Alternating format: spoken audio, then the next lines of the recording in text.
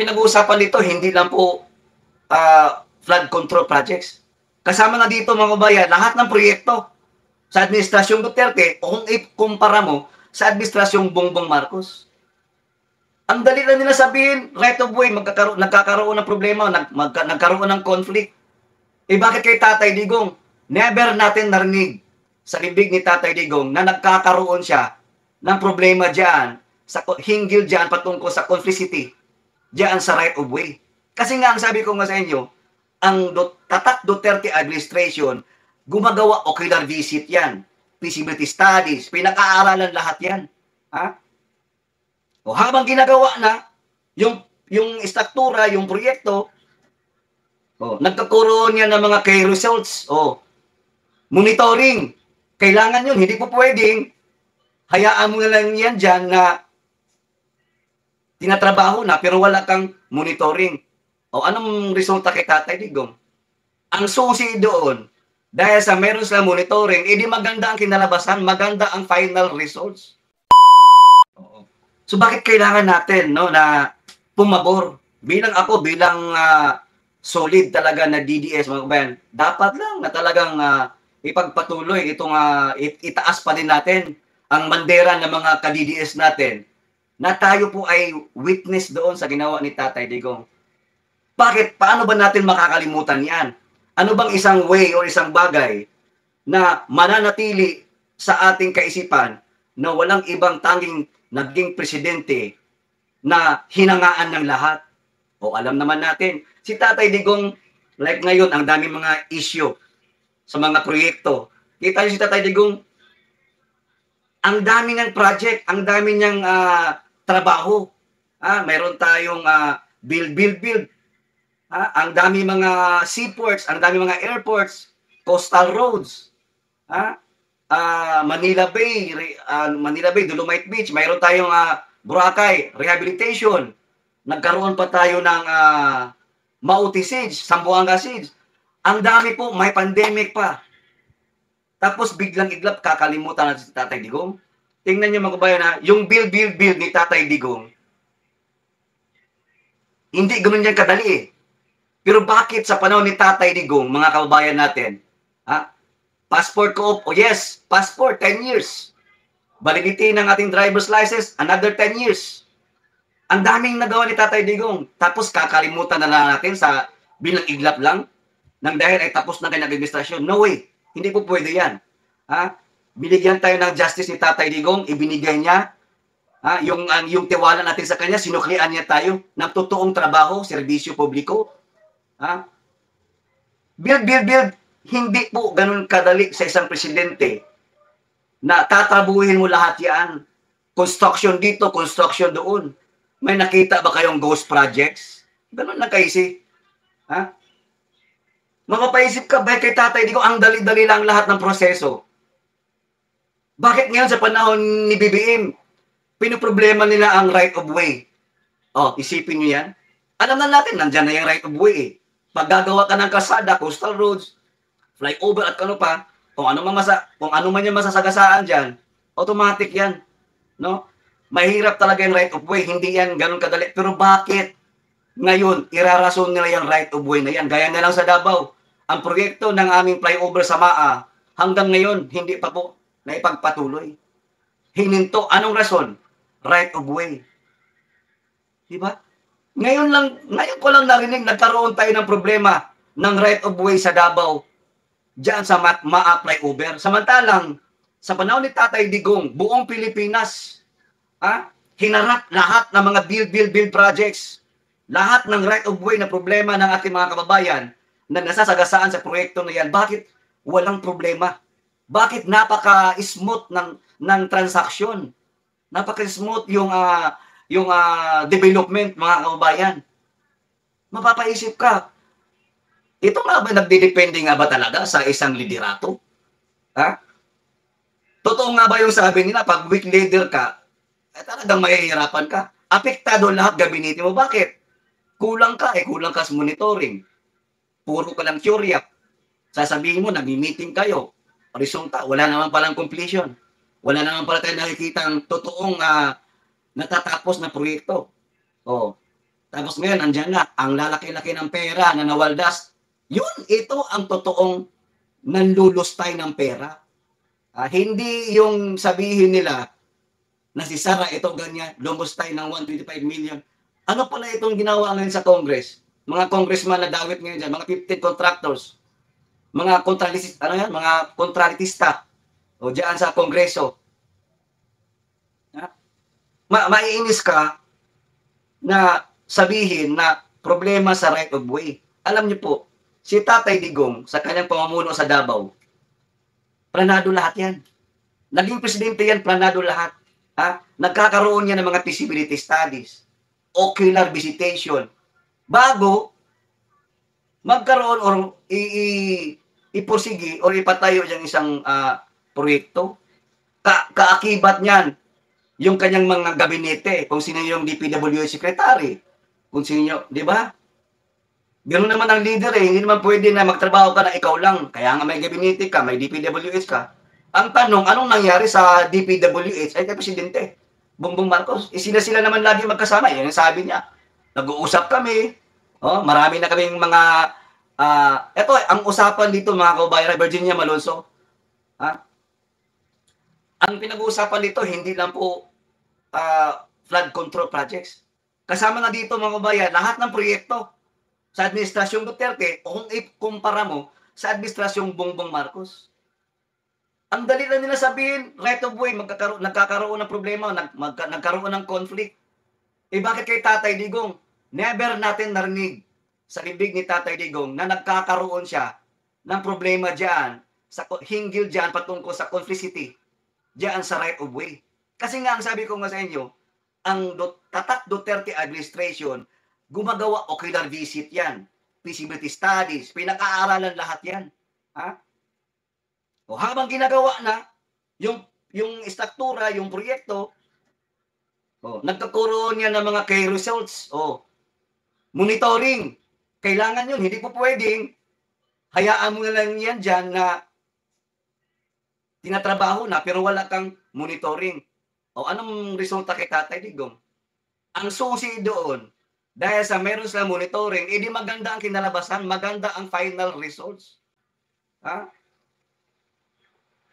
Ang hirap kasi sa administrasyon ngayon no? Wala na nga silang ginagawa magandang trabaho, proyekto.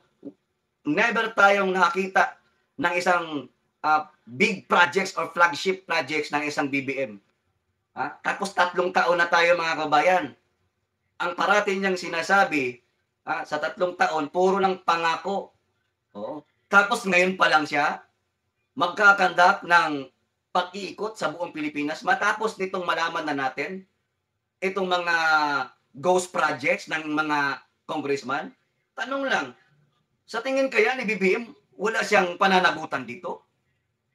Para sa akin, mukhang hindi malabo mga kabayan, mayroon talagang kakaharapin niya kasi unang-una, gumagawa tayo ng budget yearly. Yun yung GAA. Yung GAA, compare doon sa NEP. Di ba? Gagawan pa ng bill bago maging GAA. Nagkaroon tayo ng matinding kahihiyan. Kahihiyan po yun. Bakit? 2025, GAA, budget natin mga kabayan. Kahihiyan yun. No? Sa history ng ating bansang Pilipinas na magkaroon ng ganyang BICAM report. Tapos, mabulgar na may mga ganun pa lang, mga anong tawag niyan, yung mga blanco, mga kababayan. Tapos ngayon, todo lihis sila, tulo din na itong mga buaya sa congressman, na wala. Malinis kami, wala kaming tinatago, o wala kaming dagdag bawas. Subalit, datapwat mga kababayan natin, unti-unti na pong nagsisink in. Hindi lang sa mga ka-DDS natin, pati yung mga kababayan natin neutral lang. May mga iba kasi dyan kababayan natin na hindi siya into politics. Pero nasa gitna lang palagi. Pati ito mga bangag na mga supporters. Ngayon nalalaman na nila na totoo talagang mayroon talagang korupsyon. Kasi hindi naman yan pupunduhan kung walang perma ng ating Pangulo. Sila na nga nagsabi. After the BICAM report, yung gaang nandun sa presidente, O anong sabi ng presidente? Iniisa-isa niya. O yun naman ang sabi ng presidente. Iniisa-isa ko, sumakit ng ulo ko. Iniisa-isa ko lahat. Ang dami nun, ang kakapal nun. O, paano niya masabing binasa?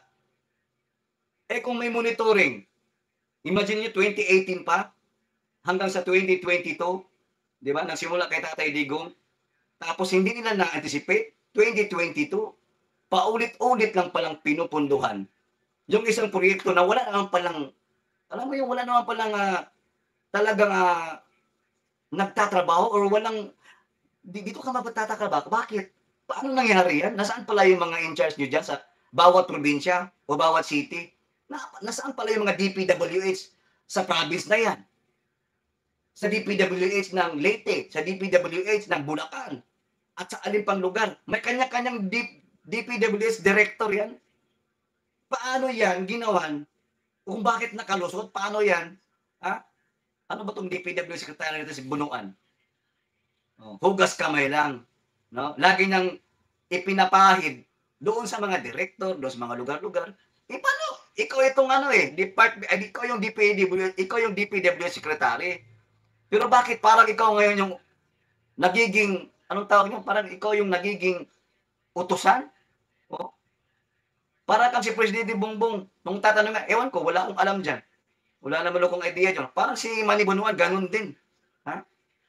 Kaya ako mga bayan, pabor na pabor tayo dyan na huwag nating hayaan na makalimutan ng sambayan ng Pilipino sa mga bago nating mga henerasyon, sa mga kabataan na hindi pa nila naiintindihan or nililihis ngayon ng gobyernong ito na pagkasama-sama ng tingin nila kay Tatay Digong dahil dyan sa mga pinapakalat nilang maling balita na sinasabing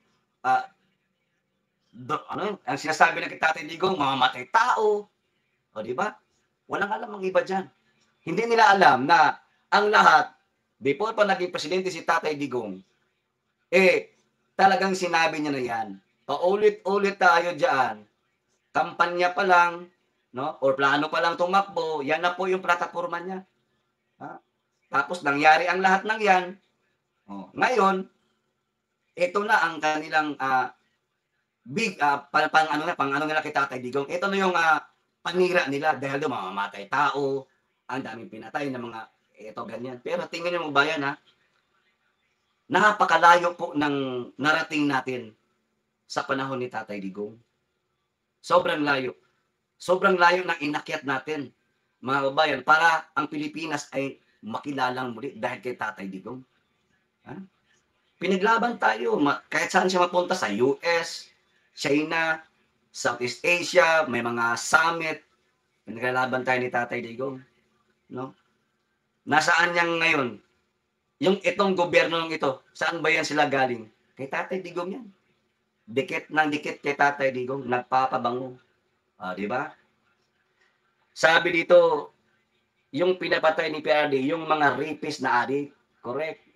Kaya demolition job sa mga Duterte para mapagtakpan mga pagnanakaw nila. Diversionary tactics lang talaga ang lahat. Una bulsa, bago proyekto. Yan ang nangyayari sa atin ngayon na saludo ako kasi ang PDP mula noon, 2016 kay Tatay hanggang ngayon, makikita mo sino yung mga solid dyan. Makikita mo yung talagang mahina nakit dahil sa nangyari kay Tatay Digong at still naniniwala na si Tatay Digong ay makabalik na ng bansang Pilipinas. Pero good news pa din. Kasi unti-unti na pong may chance na makalabas si Tatay Digong. Pansamantala, interim release. Ayon yan sa balita na talagang posible o malaki ang chance dahil nga kompleto na yung mga papeles na isinabmit nila. Lagi nyo tatandaan mga kabayan, kahit anumang paninira nila kay Rodrigo Roa Duterte, mananatili siya sa bansang Pilipinas na walang ibang bukod tanging presidente lamang ang nakagawa ng lahat ng yan sa bansang Pilipinas natin, na nagpasan natin yung pandemya. Nung time nung si Tatay Digong naging presidente, my God, wala kayong halos makita sa social media na may nagsuntukan, may nagbugbugan, may sinaksak, may binaril, may mga tandem-tandem Wala kang nakikitang ganyan. Kung meron man, isolation case lang yun. Ang lagi mo makikita sa panahon ni Tatay Digong, may nahuling droga, may napatay sa droga. Di ba? Ganun lang. Bakit? Sa tingin nyo, bakit ganyan, yung panahon ni Tatay Digong, bakit ganun ang nangyari? Kasi nga, yun ang mandato ni Tatay Digong. Hulihin ang mga durugista, mga malaking mga laboratorio, sino yung mga involved, mga politiko, kilala personalidad, negosyante, at kung ano-ano pa. Masagasaan na yung masagasaan.